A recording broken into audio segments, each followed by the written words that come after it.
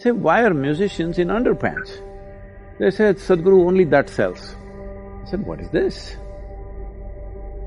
Somebody else is determining her choice, which is not choice at all. This is a sure way to destroy the beauty of feminine in the world. This is a consequence of, in one way, that economic engine drives everything in the world.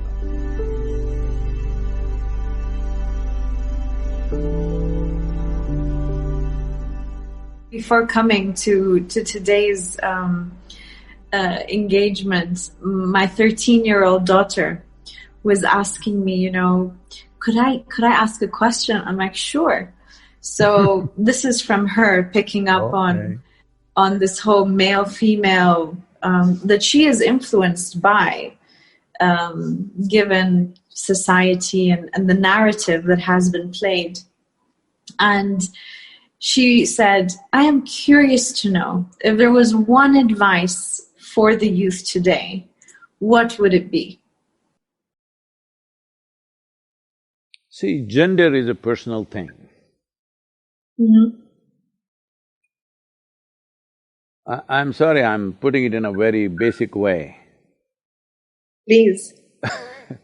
What is in somebody's pants is not my business or your business. It is only relevant in a few places like bathrooms and bedrooms and somewhere. In rest of the places, your gender is irrelevant. It's a question of your competence, what you can do, what you cannot do, what you're capable of, what you're not capable of. We need to bring the world to this place that what kind of body you have is not my business. Mm-hmm. Only in bodily relationships it matters. In rest of the time, it's not my business. For this, women also should think this way, but right now, it is, I don't know, it's a complete, man's dream is being played out by the woman, because, Yes. Like yesterday I was because I was supposed to talk to some musician, and I said, okay, let me hear something, so they played a video. I'm sorry I'm using such words, but I'm saying because it pains me that women are being projected like this. And a musician is on stage in underpants. I say, why are musicians in underpants? They said, Sadhguru, only that sells. I said, what is this? So this is horrible exploitation of the woman, and women are cooperating in this. She can wear what she wants, it's not my business.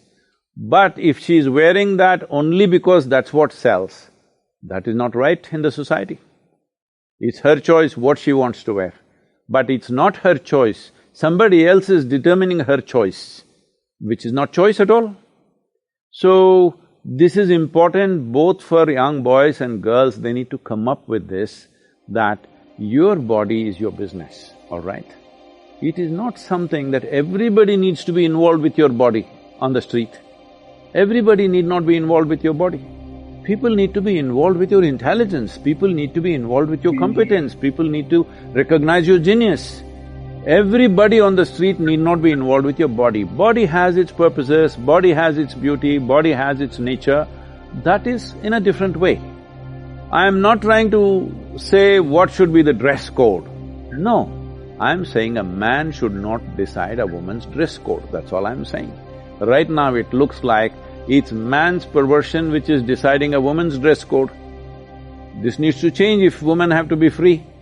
So this is why I am saying, as from man's muscle it is moving to a cerebral nature of activity, similarly from a woman's flesh it has to move to a cerebral nature of activity.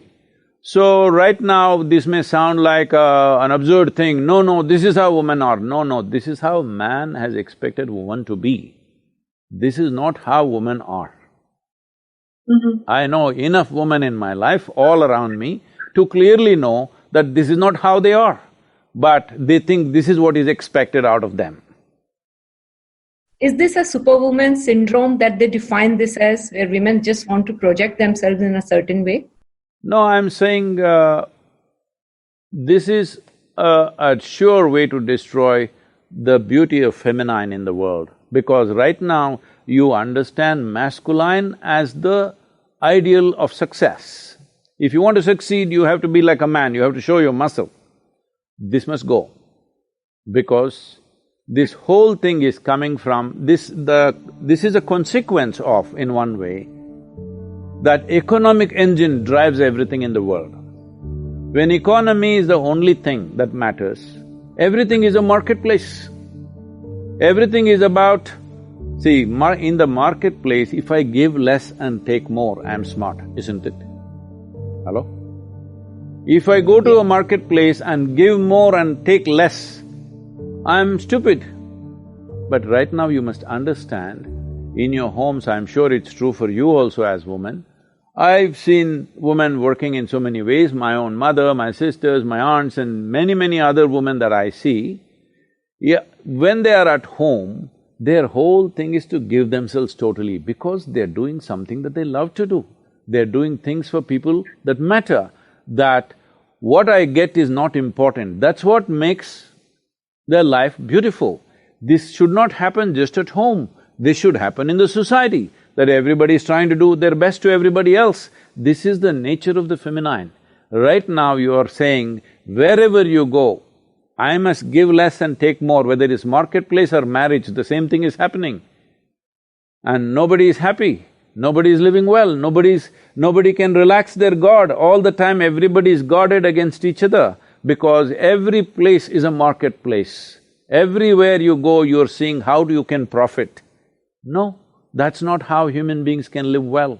Human beings can live well. This is right now, I constantly live among volunteers who are always trying to give their best in any given situation.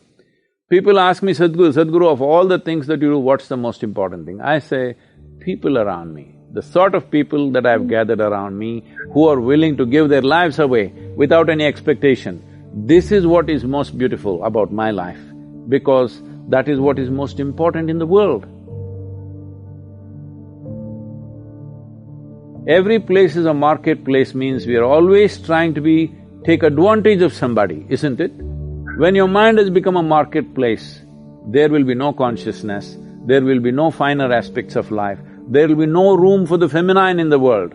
Masculine will rule. It's all about conquest, it's all about exploitation. It's not about, it's not about love, it's not about inclusiveness, it's not about involvement with life.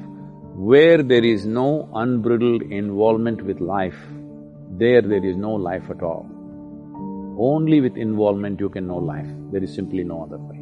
You use the word superwoman, I would say my mother was a superwoman. She did not earn a single rupee in her life, but she was a superwoman, she was the most respected in the family. Well, did she ever ask, what will I get? Never, but she is a superwoman.